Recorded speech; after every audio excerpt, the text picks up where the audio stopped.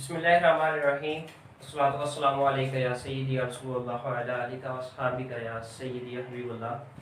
Dear students, आज हम chemistry के नए टॉपिक के साथ एसर बेसिस को डिस्कस करने के बाद आज हम साल्ट्स के बारे में बात करने जा रहे हैं।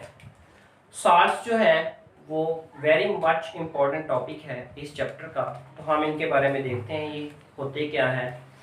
साल्ट्स हमारे पास आयनिक कंपाउंड्स होते हैं। साल्ट्स क्या होते हैं? आयनिक कंपाउंड्स होते हैं। आयनिक कंपाउंड्स को किस लिए बोला जाता है? इसलिए बोला जाता है क्योंकि ये जो है आयनिक बॉन्ड से वजूद में आते हैं, आयनिक बॉन्ड से। हम पहले देखते हैं कि आयनिक बॉन्ड होता क्या है, यानी कि कैसे बनता है, कैसे बॉन्ड को हम आयनिक बॉन्ड बोलेंगे, किस नौइयत का बॉन्ड होगा, हम उसको आयनिक बॉन्ड कहने के काबिल होंगे। हम देखेंगे कि लेट्स सपोज हम NaCl टेबल साल्ट्स की अगर एग्जांपल ले लें तो हम देखेंगे जो सोडियम है उसके वैलेंस शेल में 1 इलेक्ट्रॉन होता है, उसका टाइमिंग नंबर 11 है। पहले में 2, दूसरे में 8 और जो तीसरे में 1 इलेक्ट्रॉन होता है वो खारिज कर देता है और वो इलेक्ट्रॉन वो क्लोरीन को दे देता है जिसके वैलेंस शेल में 7 इलेक्ट्रॉन होते हैं। उस पर नेगेटिव चार्ज आ जाता है। जब आपको पता है कि एक पॉजिटिव केटाइन और एक A9 come in contact with each other, they make bond with themselves, तो वो एक दूसरे से बॉन्ड बना लेते हैं, पॉजिटिव नेगेटिव को घेर लेते हैं। इसने इसके साथ जब मिला फिर ये स्टेबल साल्ट बन गया, यानी कि कंप्लीट ट्रांसफर ऑफ इलेक्ट्रॉन के बाद जो बॉन्ड बने उसे हम आयनिक बॉन्ड बोलते हैं। नेक्स्ट हमारे पास द मोस्ट इंपॉर्टेंट जो है बात इसके बारे में जिसको हम इसकी डेफिनेशन के तौर पर जानते हैं वो ये है कि जो साल्ट्स हैं हमारे पास ये कैसे बनते हैं। ये एसिड और बेसिस की जब रिएक्शन करते हैं उसको हम न्यूट्रलाइजेशन बोलते हैं, जिसके नतीजे में हमारे पास साल्ट पैदा होता है और साथ साथ वाटर प्रोड्यूस होता है। हम देखेंगे लेट्स सपोज हमारे पास HCl एक एसिड है जबकि सोडियम हाइड्रोक्साइड एक बेस है। जब ये दोनों रिएक्ट करते हैं, लेट्स सपोज ये इसका एनायनिक पार्ट है, ये कैटायनिक पार्ट है, ये एनायनिक पार्ट है, ये इसका कैटायनिक पार्ट है, तो इसका कैटायनिक पार्ट इसके एनायनिक पार्ट से रिएक्ट करके सोडियम क्लोराइड हमारे पास साल्ट जो है टेबल साल्ट जो को हम खाने का साल्ट बोलते हैं वो बन जाता है। इधर से इसका कैटायन H पॉजिटिव और इसका एनायन OH मिलके H2O पानी हमारे पास बन जाता है। इसमें हमें 2-3 पॉइंट्स जो है ना वो याद रखने हैं। वो पॉइंट्स कौन से हैं उनको हम देखते हैं कि ये जो साल्ट का पहला पार्ट होता है वो हमारे पास कैटायन होता है और सेकंड पार्ट उसका एनायन होता है। फर्स्ट पार्ट को हम कैटायन और एनायन इसलिए बोलते हैं। कैटायन किसको बोलते हैं? ऐसा एटम जिसमें से इलेक्ट्रॉन डेफिशिएंसी हो जाए, इलेक्ट्रॉन निकल जाए तो उस पर पॉजिटिव चार्ज आता है तो हम उसको कैटायन के तौर पर जानते हैं। और एनायन जब कोई एटम या मॉलिक्यूल वो एक इलेक्ट्रॉन गेन करे, एक्सेस ऑफ इलेक्ट्रॉन उस पर हो जाए तो तब वो एनायन बन जाता है। ये हमेशा जो कैटायनिक पार्ट होता है वो मेटेलिक से आता है, मेटल से आता है, मेटल होता है अक्सर, और ये बेस से आता है। ये मैं आपको इधर बताता हूँ। ये देखें कैटायनिक पार्ट जो है ना वो बेस से आया हमारे पास NaOH से Na, और जो एनायनिक पार्ट होता है साल्ट का वो हमारे पास एसिड से आता है, जैसे कि हाइड्रोक्लोरिक एसिड से। हमने याद रखने का बेसिक तरीका इनको क्या है, ए, यानी कि एसिडिक पार्ट जो है वो एनायनिक से आता है, आयन से आता है। It's okay. नेक्स्ट जो मोस्ट इंपोर्टेंट इसका पॉइंट है ना, मैं आपको टिप बताता हूँ, आपने इसको रिमेंबर कैसे करना है, कैसे याद रखना है कि कौन सी चीज जो है वो साल्ट होगी, आप उसको आइडेंटिफाई किस तरह से कर सकेंगे। उसके लिए हमारे पास है कि ऐसे कंपाउंड जिनके एंड पे सल्फेट हो SO4, नाइट्रेट हो NO3, क्लोरीन हो PO4, फास्फेट हो, तो वो उनको आपने साल्ट कहना है। ये सिंपल फार्मूला है साल्ट्स को याद रखने का। अब हम देखते हैं कि ये जो है ये कब बनते हैं। ये सल्फेट जैसे हम देखते हैं कि Na2SO4 सोडियम सल्फेट, ये पहला नाम तो हमारे पास जो है ना वो मेटल का ही आना है। सेकंड ये सल्फेट, ये कहां से आता है? जब जो है कोई भी बेस H2SO4 यानी किस एसिड के साथ? Sulphuric acid, the king of chemicals के साथ रिएक्ट करेगा तो सल्फेट वाले जो हमारे पास साल्ट प्रोड्यूस होगा। जब भी कोई हमारे पास बेस है वो नाइट्रिक एसिड के साथ रिएक्ट करके एज ए एसिड के तौर जो है एसिड है ये जब रिएक्ट करेगा तो हमारे पास साल्ट जो प्रोड्यूस होगा नाइट्रेट उसके एंड पे आएगा, ऐसे ही HCl के साथ और हाइड्रोजन फॉस्फेट के साथ। How to name salt? Salts को नाम कैसे देते हैं? साल्ट्स को नाम देते हुए सबसे पहले फर्स्ट जो नेम आता है वो मेटल का आता है। फर्स्ट किसका नाम आता है?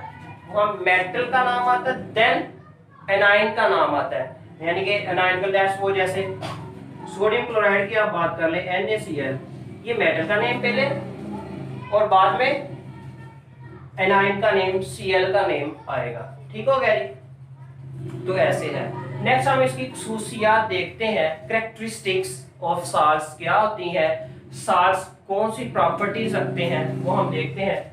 सबसे पहले ये जो हम पहले भी डिस्कस कर चुके हैं, ये आयनिक कंपाउंड्स है, आयनिक बॉन्ड से बनते हैं। It's okay. नेक्स्ट है फाउंड इन क्रिस्टलाइन फॉर्म, ये क्रिस्टल फॉर्म में हमारे पास पाए जाते हैं, यानी कि highly ordered form, well organised manner में ये जो है ना एग्जिस्ट करते हैं, पाए जाते हैं। ठीक हो गया? लेट्स सपोज जैसे कि पॉजिटिव कैटाइन है, ये नेगेटिव एनाइन है, NaCl की बात कर लें तो हमारे पास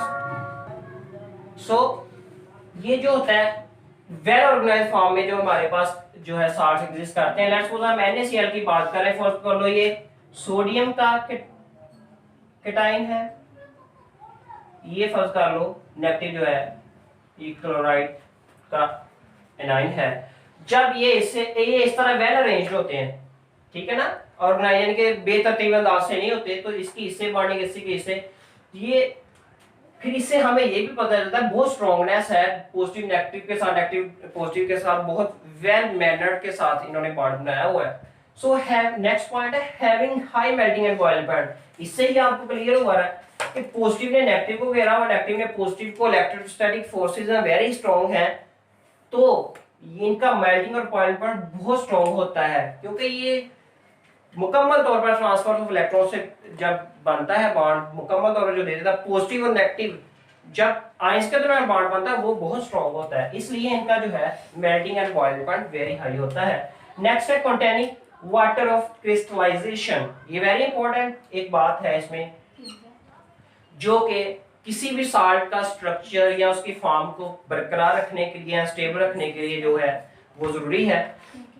हर साल्ट तकरीबन most of the salts contain water of crystallisation, यानी कि फिक्स्ड वाटर मॉलिक्यूल्स में होते हैं जो कि फिक्स्ड होते हैं। एसिड्स यानी कि एड्स मदद करते हैं स्ट्रक्चर उसकी साख्त या फॉर्म को डिफाइन करने में। लेट्स सपोज हम देखते हैं कॉपर सल्फेट है, कॉपर सल्फेट के साथ 5 वाटर ऑफ क्रिस्टलाइजेशन लगे हुए हैं, कैल्शियम सल्फेट के साथ 2 वाटर ऑफ क्रिस्टलाइजेशन लगे हुए हैं।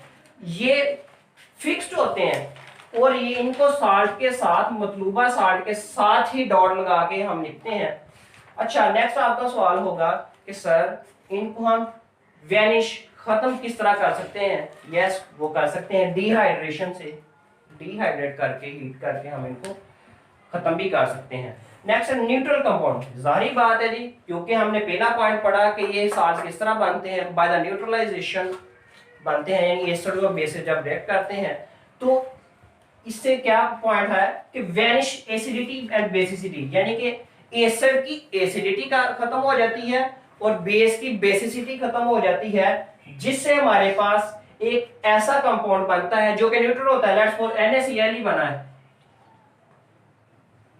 ये एक न्यूट्रल कंपाउंड है जो ना ज्यादा, यानी कि NaCl और प्लस H2O बनता है, उनमें लिटमस पेपर डाले तो no effect on litmus paper, उससे पता चलता है कि न्यूट्रल होता है।